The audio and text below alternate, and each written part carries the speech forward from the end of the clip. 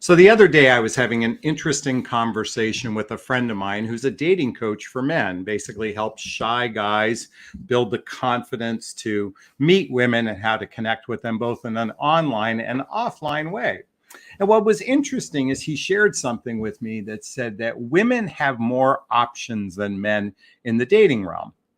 And I go, well, tell me more about that, because from a dating coach for women, they seem to think it's the other way around. So what he intimated was that women oftentimes, since men typically pursue women, they tend to have more options because men are doing the initiating more often than men.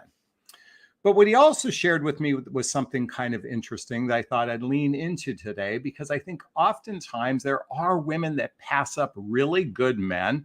And let me just say this, as dysfunctional as the dating realm is, and it really is dysfunctional, there are a lot of good men out there. Just some of them are bad daters. So what he shared with me is 80% of women only pursue or are interested in 10 to 20% of the men online.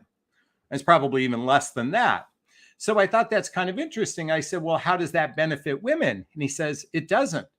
He says women are passing up a lot of really good men because those particular men that they might consider don't seem to tickle that woman's fancy, if you will. Now, I think some of the challenges is as we age, for those of us in midlife, I think I really oftentimes believe that those folks in midlife have the eyes of a 20-year-old when they're in the dating marketplace, not forgetting that they're in their 40s, 50s, and 60s and don't look like they were in their 20s. And I think men and women do this combined. But I also believe that there's something else that happens that many men and women do because of the dysfunctionality and because so many human beings do little or no personal development work to heal their childhood wounds and traumas. Oftentimes, women choose men, as well as men choose women, that are not emotionally healthy. In fact, in some of these cases, these people are rather toxic for them.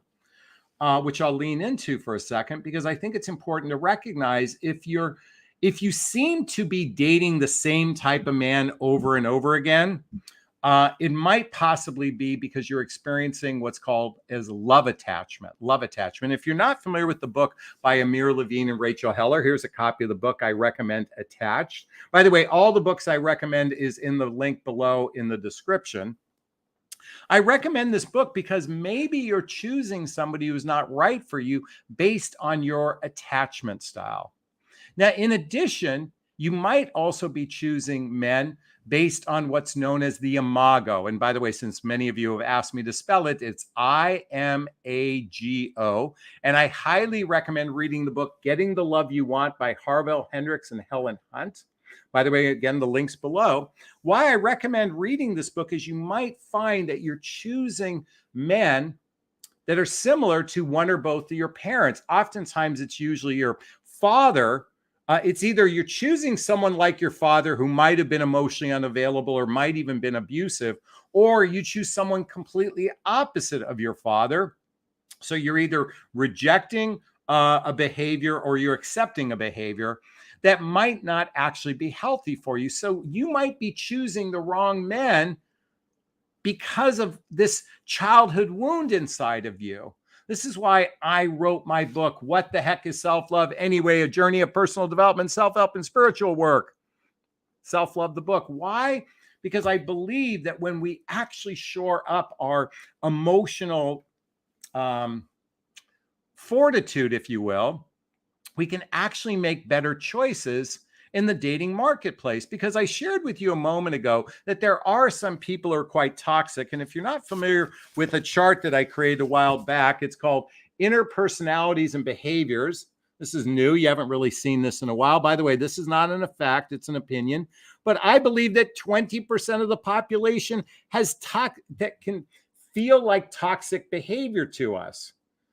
And then while I say 20% have genuine caring behavior, the vast majority of human beings are in this confused behavior, confused. And what I mean to say is, and I understand why it's very frustrating for you in the dating marketplace, because a lot of men are confused at midlife. What are they confused about? They really don't know what they want. And this is why it's interesting to me. I've seen a proliferation lately. I don't know if it has to do with the fact that I don't even consider myself in a long distance relationship before, because I only have to drive to the airport to pick up my girlfriend. Actually, I'm traveling there to visit her, but we spend so much time together. We spend 3 or 4 weeks of time together each time we're together. It's not a traditional long distance relationship. And yet why I brought this up is I'm noticing a proliferation of women who are having long distance connections. And what I mean to say is long distance communication, sometimes for months, sometimes for years, with men, thinking that they're actually in a relationship, but it's just a cyber relationship. I think the reason why I brought this up is my girlfriend turned me on to a show called 90 Day Fiance, which to me is garbage drama. I'll just be candid with you. But it was kind of funny to watch human beings in train wrecks. I'm sorry, that sounds very crass to say that, but it is kind of interesting how really ridiculously dysfunctional human beings are.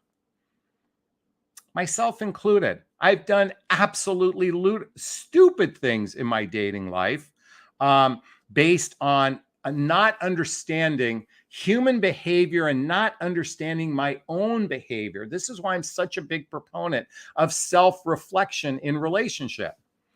All right, now some of you might be going, well, Jonathan, what does this have to do with the 5 ways to tell a guy is worth keeping?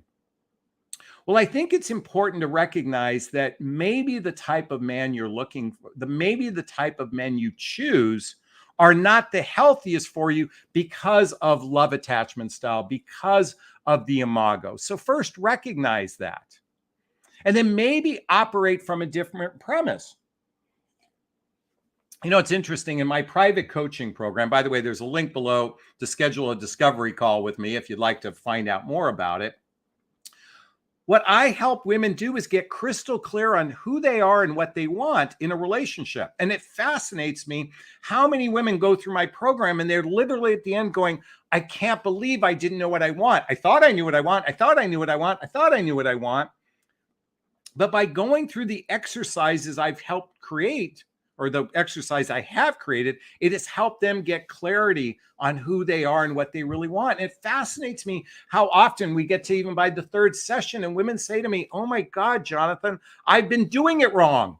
In fact, one of the exercises called Everything You've Learned About Relationships is Wrong.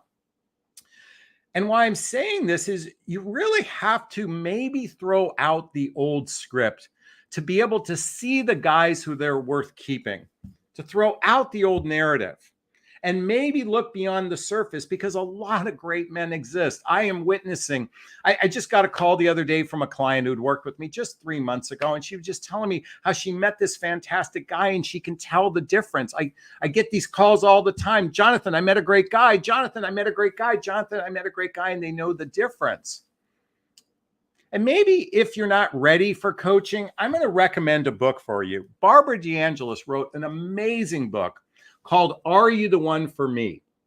I highly recommend reading this so you can understand how to make better choices in your life. And while it's not personalized the way I help you, really based on your personality, it's really sifting through the muck out there, because it's going to require that. Listen, these days we're meeting total strangers. We know nothing about them. This is why one of the aspects of my coaching program is called radical honesty, pre-qualifying your prospect, developing the questions you need to ask to determine if they're really a right fit for you. I'll be candid with you. I did this with my girlfriend. I grilled her on our first phone call. I had my 15 questions that I wanted answered before I was going to invest time, especially since it was going to be a long distance dynamic. Don't waste. Listen, I know everybody tells you don't interrogate people, don't interview people. I say bullshit. Interrogate the motherfucker. Now, it's going to turn away a lot of guys, but let me tell you something. They may not be the right guys anyway, because if they're not genuinely serious about a relationship, then maybe you're investing in the wrong person to begin with. So let's talk about what you need to be paying attention to. Most importantly, to know if this guy is genuinely a keeper. Okay.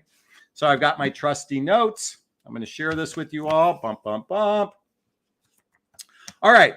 Number one, his actions consistently match his words. His actions consistently match his words. And I say consistently because, look, I get it. You might be talking to someone, you've been talking for a couple weeks on the phone,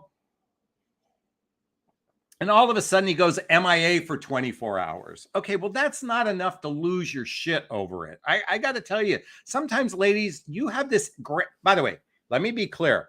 Guys can be just as idiotic and stupid and crazy, just like women can be. I'm an equal opportunity judger of both genders. Everybody is dysfunctional to some degree. But I'm fascinated how you lose your shirt if a guy doesn't return a phone call in 12 seconds and you're just going bonkers. I mean, when I was growing up, we didn't have cell phones. We didn't even have answering phones. If you missed a phone call, you had no idea if someone called.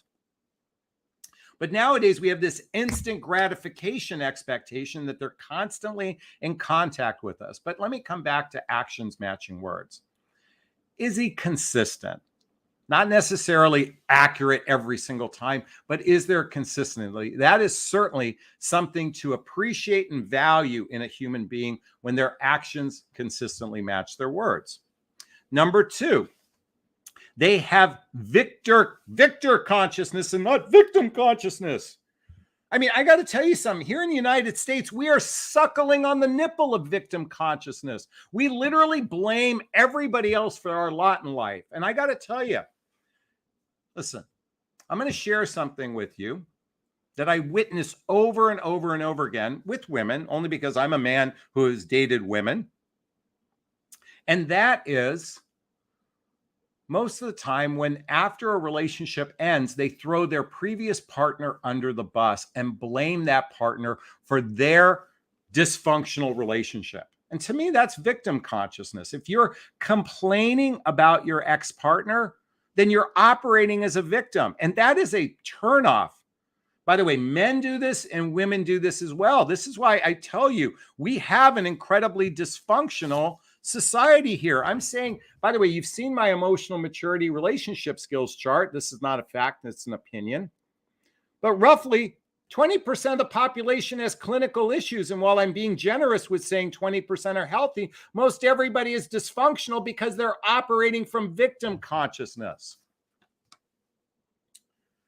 And this is why I'm such a big proponent of reading the book, The Hoffman Process, The Hoffman Process. This is a deep dive to healing childhood wounds and traumas, as well as adult traumas. So you're not operating from a place of victim consciousness. And thankfully, I look at my circle of male friends, and they're all in great relationships. I will tell you, in the last 7 years, I know at least a dozen guys who I think almost all of them met exclusively on an online dating site.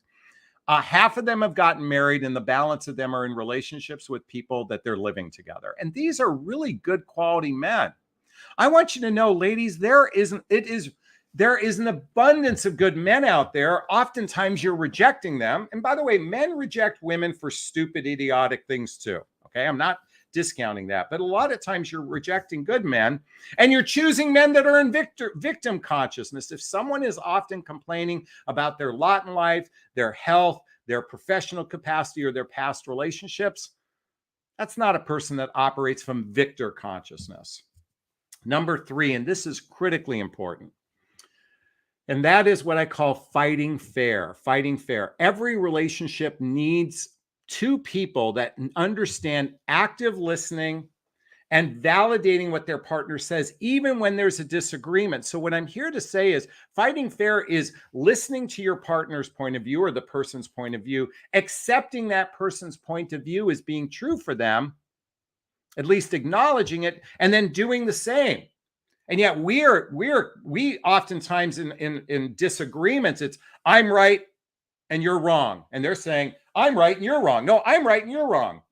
Do you know what's fascinating? Do you know most couples therapists are keenly aware that when a couple comes into their session, they know exactly what's going to happen. The person's going to point the finger at the other person. By the way, if you really want to be a good partner, then operate from a premise of active listening and validating the other person when you're communicating with them. It's funny. Women often say to me, Jonathan, the most important thing in a relationship is communication, communication, communication. Well, I get it. But many of you just vomit your feelings, think you're good at communicating, and many of you are not. This is why I want to recommend a book I haven't shared in a while. This is a great book you should all be reading, How to Be an Adult in a Relationship. Because many of you are not operating as adults. And then you wonder why you're having a frustrating experience in your dating realm. So learning how to fight fair is just one of the many principles that both men and women should be learning to actually enhance their relationships with another person. Now, number 4, this is hard for men, but genuine empathy. This is harder for men because we were taught to stuff our feelings, but genuine empathy, I will tell you, there are a lot of good men out there that are incredibly empathetic. And empathy isn't just, I can feel your feelings. That's just one facet of it. More importantly, I care about your feelings. I care about your best interest, as well as caring about one's own. Because at the end of the day, we have to put the oxygen mask on ourselves first to be a good partner with someone. So if you're with someone who genuinely cares about your feelings, your best interest, that's a great starting point to build on a relationship. And lastly, and most importantly, is transparency. And what I mean to say is, if it's material to the relationship, then be transparent about it and choose people who are transparent. I'll share with you something personally that really impressed me about my girlfriend. There's a picture of her and I on our second date, if you will, at a wedding. She shared something very vulnerable with me, but more importantly, she was sharing something very transparent. And while it's private to her, so I'm not feeling, I don't feel comfortable enough to share it with you. What I appreciate most, because it happened to be about a past relationship, what I appreciate most is she shared it because it had relevance to possibly our relationship. If it's material to a relationship, then it's important to be transparent with one another. This is why I'm such a big proponent of everybody reading the book, The 4 Agreements. The 4 Agreements. This is like a Bible to being a good, healthy human being, to show up in relationship, whether it's both people. By the way, maybe ladies, before you have sex with a guy, you make him read this book. Okay. You both read it together before the penis gets inside the vagina. I always talk about 8 dates, but maybe this is the book you should be reading, because this is a blueprint for operating as a better human being, as a more conscious, loving, caring human being. Because when we operate from a place of transparency in relationship, and let me just say this, there are great guys out there. There really are. I know you're swimming in a sea of a lot of dysfunctionality, partially because you're no picnic either, okay? And yet it does require doing a little bit more work than the average person, because it's a lot harder to find those diamonds in the rough. And yet I want you to know they exist. I do want you to know they exist. And if you need support, again, schedule a discovery call with me, because maybe I can help you with this. All right, the 5 ways to know he's a keeper. Actions match his words.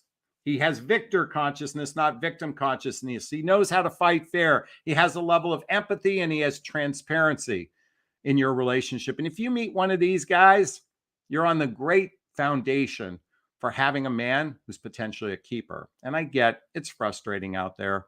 It requires to be a little bit more of a detective. You have to be Columbo these days. But let me tell you, have your spyglass out, because you can find these men, because many of them are existing. And I invite you to start with this prayer. God, universe, spirit, I invite a great man into my life. It is raining great men, men whom I have chemistry with, men who our communication styles are mutual with one another, and we can laugh and play all the time, and we communicate like good friends, or even act like brother and sister at times. To find a person who's compatible with my lifestyle, and we can blend our lifestyles together, and we share the same values in life, and we find out we do the same things, like forks down and toilet paper out. And lastly, we build the deep roots of trust that allow us to support and nurture a beautiful, healthy relationship. God, universe, spirit, I invite that into my life. Are you with me? If you are, say, yes, Jonathan, I want that in my life. If this resonates with you, please post a comment. Let me know this is sinking in. Post a comment below. If you're on the live stream, post it in the chat box. All right, those of you know that my live streams, this is the time for Q&A. And during the Q&A, if you have a question for me, post the word question and write the question thereafter, or purchase a super sticker, super chat. All the monies from the super sticker, super chat goes to a scholarship fund in the name of my son, Connor Aslay. That's a picture of him right there. That's him with one of his best friends. This is a dear friend of his who actually tattooed Connor's name about tattooed Connor's name on his shoulder a month after he passed away. So again, all those monies do go to charities or to groups like the Hoffman Process Insight Seminars, and helps defray the cost of personal development for those who need it. All right, let's see. And again, there's a little $ sticker right there that you can purchase a super sticker. In fact, I want to acknowledge we had one come in right now. Barbara, thank you so much for that $2 super sticker. I really appreciate it. All right, let's see what we have here in our Q&A board. Let's just keep swimming. Raven says, or Rhea says, I found myself one of the good ones. The more I do the work, the more emotional connection I create in my relationship. It makes him feel safe and seen and valued and keeps pouring love and caring into me. Way to go. Raise up, Pop. Thank you so much for sharing that. Everyone needs to hear that it is raining great men. All right, here we go. Holly. Oh, let's see. We'll start with Carolina's question. What are things women do in the early stages if dating are red flags or turnoff for men? Great question. I think one of the top things women do is they complain about their ex-partners or ex-boyfriends. I think when you complain about that, that's just, by the way, if history repeats themselves. Okay, I'll give you an example. I once met a woman. This is some years back, 5 or 6 years ago. I remember on our first date, I said, what happened in your marriage? And she goes, I married a narcissist. I'm like, okay. I said, what happened in your previous boyfriend that you just ended a few months ago? She goes, oh, he was a narcissist. I said, any other relationships? She said, yeah. And I go, what happened to those guys? And they go, narcissist, narcissist, narcissist, narcissist. I'm like, okay, well, I'm not a narcissist. I'll be her hero. I'll show up as her hero.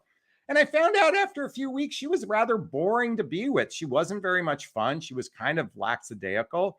And I ended the relationship. And do you know what she posted on Facebook the next day?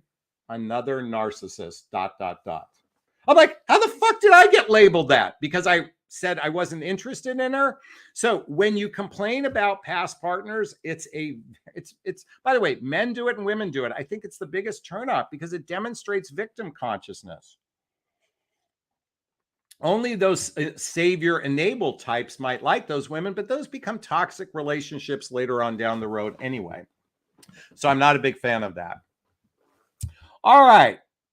Kimberly, I'll answer your question about Chicago women soon enough, but let's answer Holly's question. I recently reconnected with a man I dated nearly 30 years ago. Any thoughts on rekindling romance from youth? You know what? I don't know. What I mean, the good news is hopefully you have a foundation of past experiences, but just remember, who someone was 30 years ago may not be who they are right now. So rather than rekindling the romance, I would do some interrogation to determine if they're a good fit for you. That would be my invitation for you. So maybe read this book. I'm just thinking of this out loud. If the Buddha dated, I love this book. It throws out the gender rhetoric of how romance should be kindled and how to connect at a heart-centered level. That might be something you might want to try, Holly. Okay, thank you so much. I appreciate that question. All right, let's keep swimming. Barbara says, it's Pizza Girl here. Do you think when things are going well, do you think some guys are scared and go radio silent like my situation was?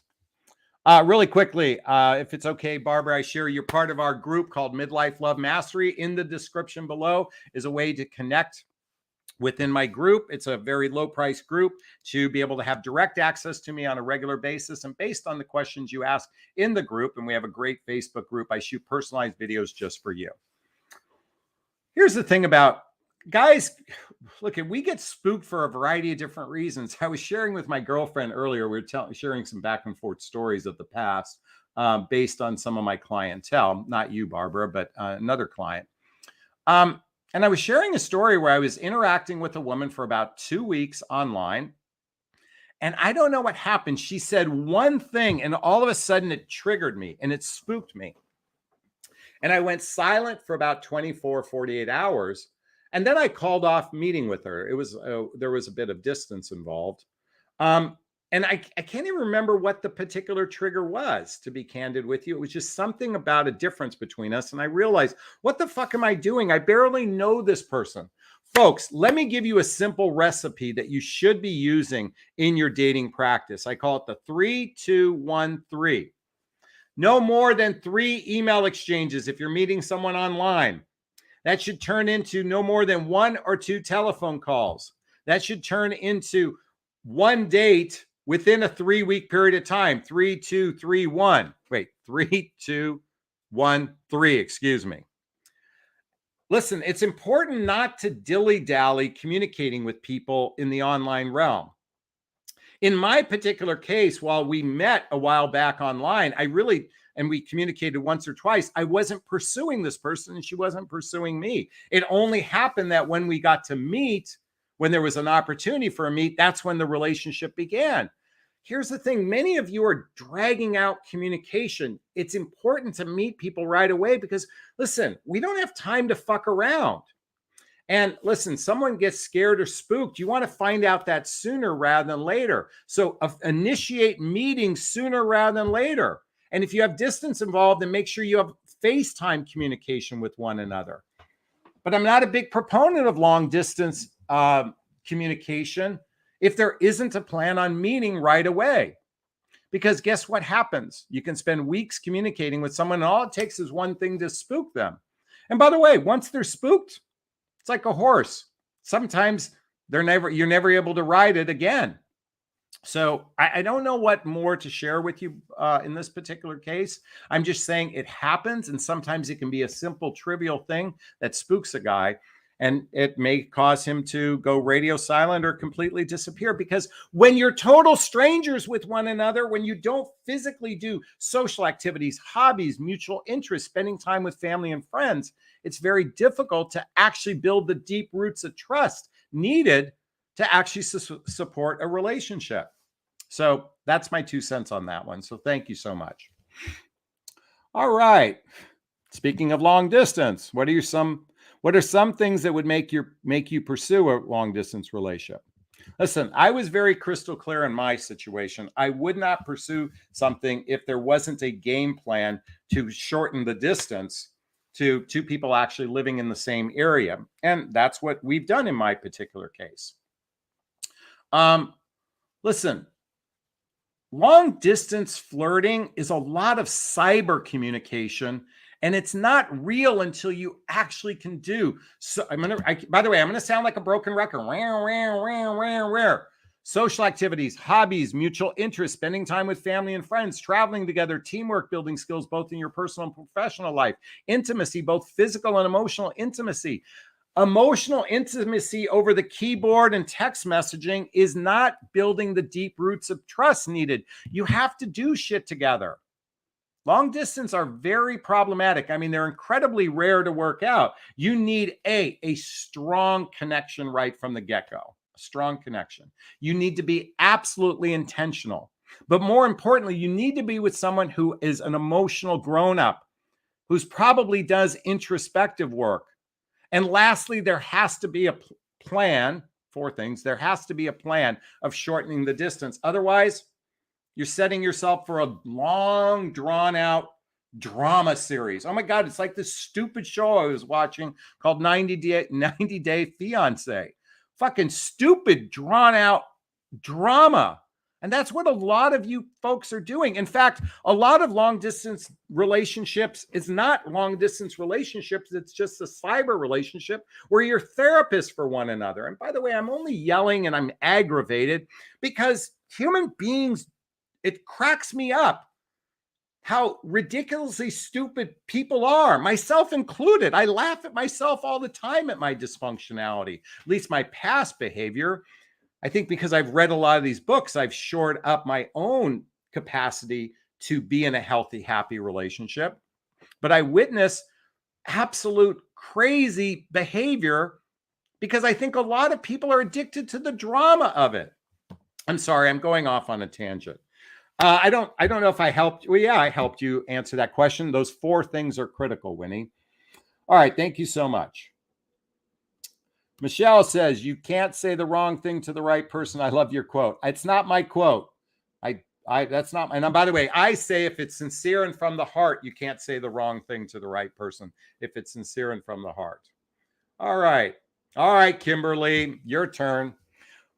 Question, what do you think of us Chicago women? Do you agree we are top notch? Folks, Kimberly knows my sweetheart is actually lived in Chicago or lives in Chicago. By the way, she's originally from another country, a South American country. She actually grew up in Los Angeles. So, and she lived a big chunk of her life in Chicago, as well as a couple other cities. You know what? I think there are beautiful human beings every part of the planet. Recently met a really sweet, lovely woman, a family member of my girlfriend's, who's from Colombia, just a sweet, kind soul. And she met her husband while he was traveling, this is 20 years ago, on a motorcycle trip through Colombia. Folks, there are beautiful human beings everywhere. This whole stupid thing like Midwestern women are better than everyone else. You know what? My dearest, closest, beautiful human beings on my planet live right around the corner from me. I've met beautiful human beings in Dallas. I've met beautiful human beings in Fargo, North Dakota. I've met them in other countries. Beautiful human beings live everywhere. They are not isolated to one city. I know that, you know, to some degree, I do believe growing up in a harsher climate might make people more resilient. But also I know those people that live in harsher climates hate it. So they might be, you know, by the way, people live in Seattle are the highest suicide rate because of the, you know, the what's the word I'm looking for? It'll come to me later. Anyway, you know what I'm talking about. Folks, there are beautiful human beings everywhere, including Chicago. I'm very blessed to have met her while I was there visiting. All right, Kimberly, thank you so much. All right.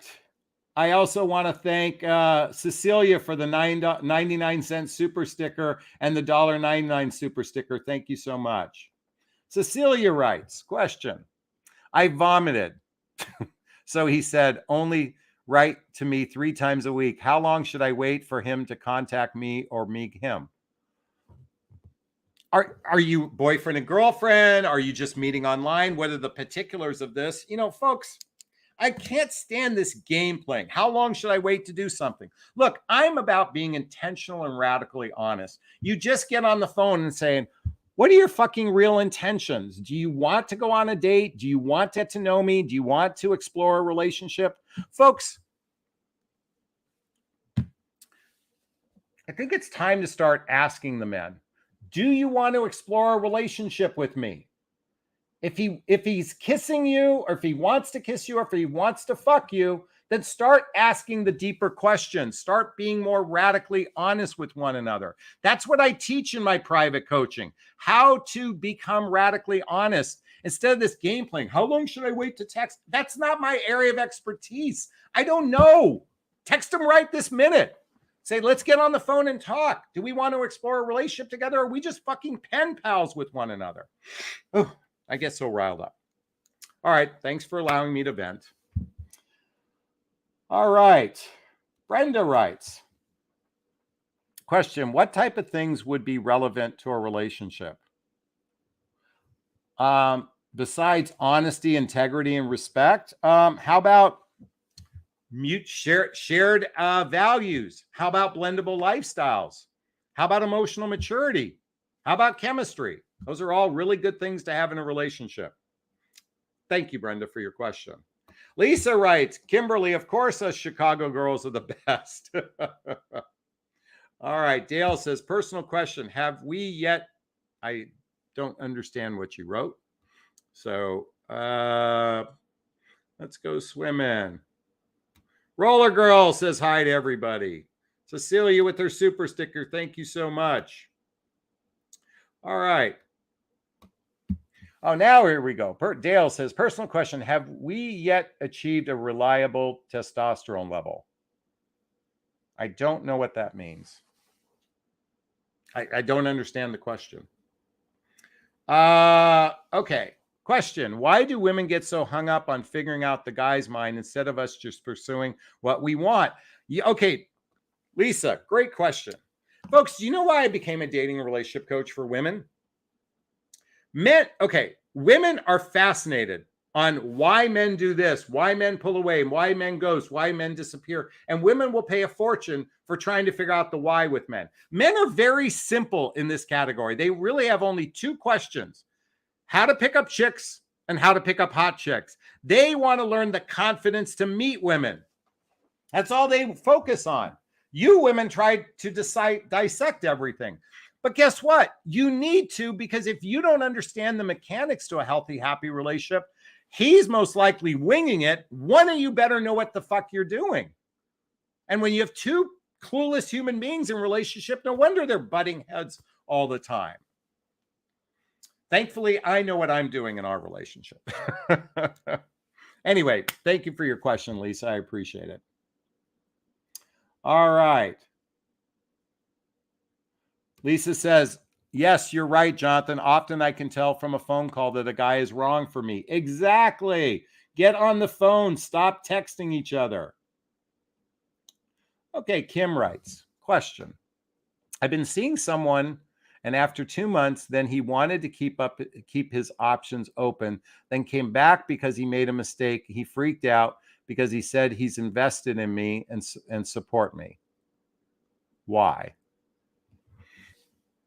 You know, the tricky part about choosing a partner in midlife is when we're in our 20s and 30s, we oftentimes jump into relationship because of programming.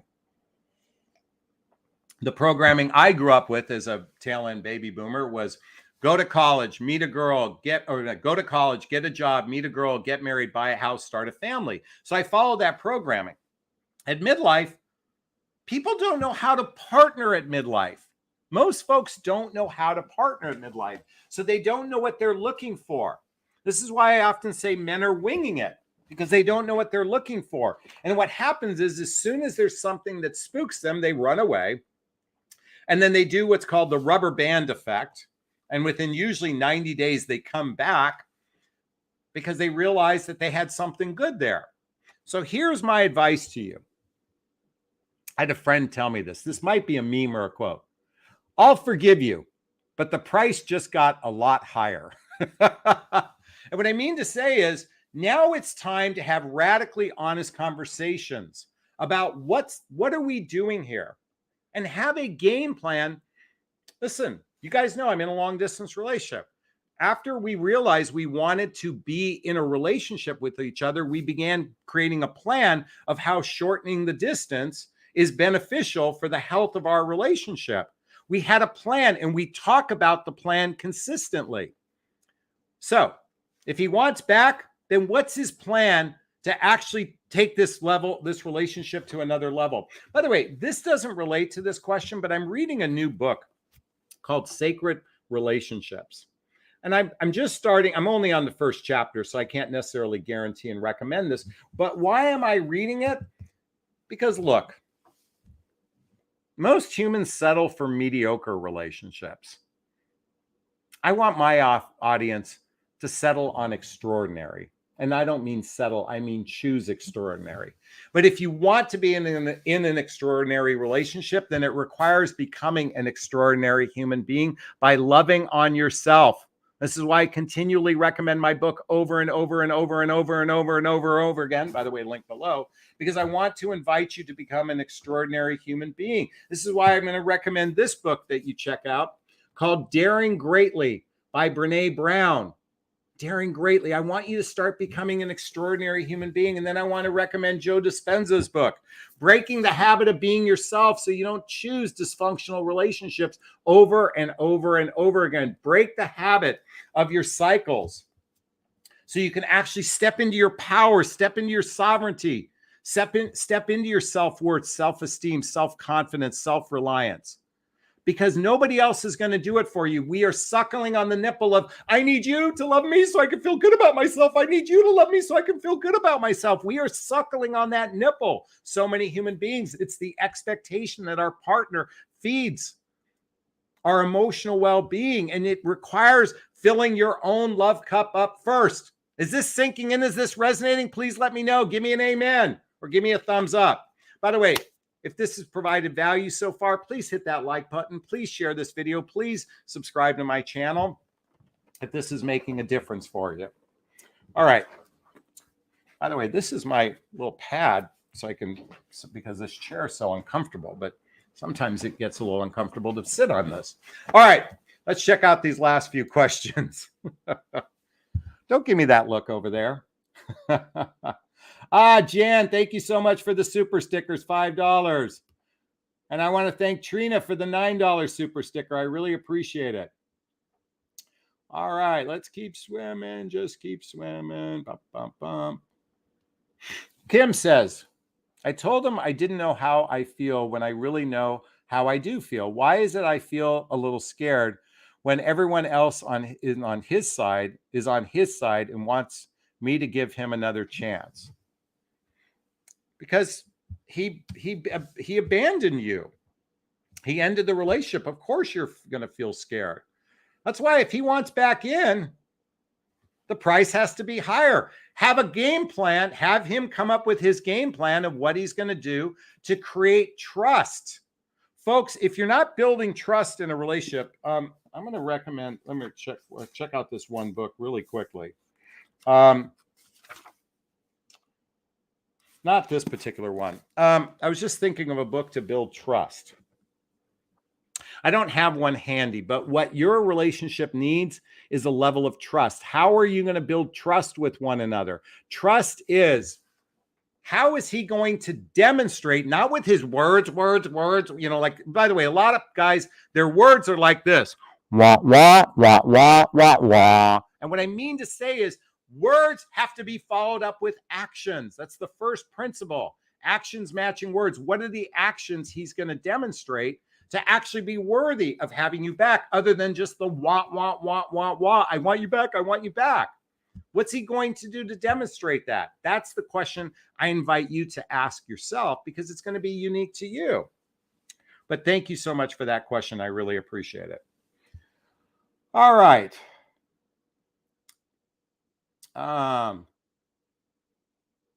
Let's see. Wait. Hi, John. Attention doesn't mean intention. Gene 4. Oh, I got to leave that up. Attention doesn't mean intentionality. Intentionality is the game plan. By the way, read the book 8 Dates by Drs. John and Julie Gottman. That's a game plan. Attention doesn't mean intention. I love that. Big hug. Oh, I got to give you a big, gigantic Jonathan Bear hug for that. All right. By the way, the only, out of courtesy to her, I don't want to share her name publicly yet, but thank you so much. She's my sweetheart beloved for now, unless I get her permission. All right. Let's see. Lulu's asked a question. Lulu, I did not see your question. Post it again. All right. Weejin says, would you see this as a super red flag that a man has been married 4 times in the past? My girlfriend just nodded yes. I only give 2 people 3 chances. No, I'm just kidding. You know what? All right, here's a question. Folks, how many boyfriends have you had? How many men have you had sex with? Is it a red flag if you've had sex with more than 5 men? Because I'm going to say every man you had sex with is a relationship, and that didn't work out. I'm just picking a number. Is it 10? Is it 14? What is that number? Is that a red flag if you've had sex with someone and it didn't work out, and sex with someone that didn't work out, and sex with someone that didn't work out? Is that a red flag? I don't know. You know what? I think is it possibly a red flag? Probably, but red flag means ask better questions. Those better questions is find, and by the way, if he blames each one of his exes, that's the red flag. I would walk away from that one. If he doesn't take ownership for what went wrong, I'd walk away. All right, let's keep swimming. Thank you, Trina, for the $9 super sticker or $10 super sticker. I really appreciate it. All right. Lulu, if you have a question, you need to write the actual question there after her. I don't see it. Or purchase a super sticker, super chat. It'll be easier for me to find. Amber says, question, man is very critical of me, cooking, my parenting, the way I talk, always trying to fix me. He was hiding things. I found out, set boundaries. He hung up on me. How do I balance not perfect or let go? You know, we each have to figure out how we resolve our attachments. Buddha says all suffering comes from attachment to an outcome. So the question I ask for you is, how are you going to overcome your attachment to another human being? Now, listen, I don't mean I lost a child. Those of you know right there, Connor. That attachment is never going to go away. Okay. When you lose someone like that. But when someone breaks up with you and ends a relationship after being critical of you, why do they hold space in you? So how are you going to overcome that attachment?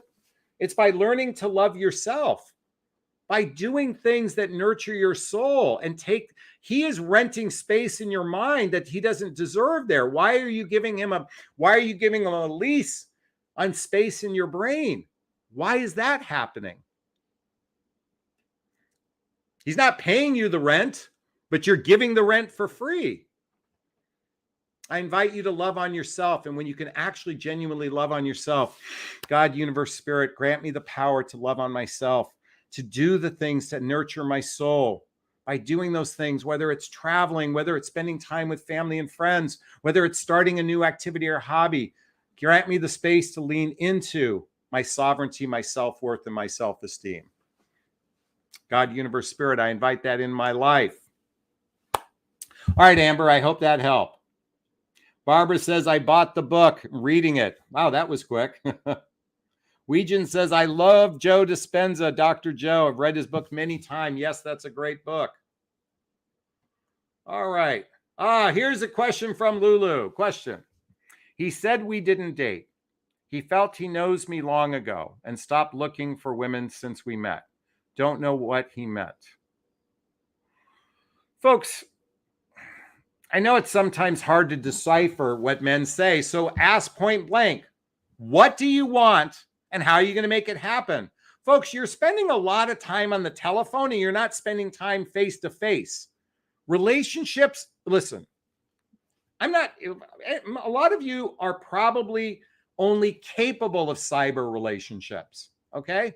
And that might temporarily satisfy you. I only want to talk to those women who want a juicy, delicious, healthy, happy relationship where you're doing shared activities, hobbies, mutual interests, spending time with family and friends, traveling together, teamwork, building skills in your personal and professional life. Intimacy, both physical and emotional intimacy, where you're doing it on a regular basis. Stop spending your time here and start getting intentional. Read this book, If the Buddha Dated. Read the books I recommend. I know you don't think I'm answering your question, but what I'm here to say is if your relationship is on the phone, then it's not a real relationship according to the world, according to Jonathon. Okay?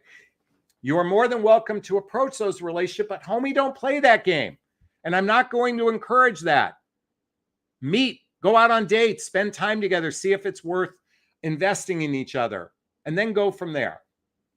Sorry if I was harsh, Lulu. Roller Girl says amen. All right.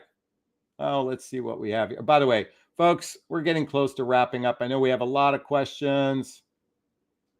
Okay, this will be our last one for the evening. Jonathon, I've done a lot of inner work over the past few years, and I'm in a great space now, but I seem to be unintentionally attracting married men I don't want. What's up with that? That's an interesting question. My suspicion is you might be attracting married men because you're still healing, and you might be rejecting good men. Ladies, many of you reject really great guys. Now, I know they might be holding up fish, or they might have the beer gut. They may not be your type, but oftentimes you're rejecting great guys because they don't fit your physical attributes of what you're looking for. And yet these are the guys that's actions match their words. They have victor consciousness. They know how to fight fair. They have a level of empathy, and they have a level of transparency. I can't tell you why you're attracting that. Only to say is maybe you should ask the universe for something different than that. That's my invitation for you there. All right, folks. Did I provide value here tonight? Please let me know if I provided value. If I'm making a difference in your life, please let me know. If you have something to say, post a comment below, or because we're at the end of our broadcast. And I'm going to wrap up this video as I always do. First off, giving myself a big, gigantic Jonathon bear hug of self-love. I'm going to reach into the camera and give you a hug of love if that's okay. I'm going to ask you to turn to someone, a pet, a teddy bear, a pillow, and give it or them a hug of love, because hugs are a great source of love. And let's face it, we could all use more love in our lives. I want to thank Sophia and Jane and Cecilia and Cece and Carrie and Holly and Weejan and Lisa and Spirit Dancer and Jennifer and Gail. And I can't even pronounce your name, Miss Taylor, and Valerie, Roller Girl, Spirit Dancer. I think I said that. Christine. Everyone, thank you so much. Hope you have a wonderful, fantastic day. Be well.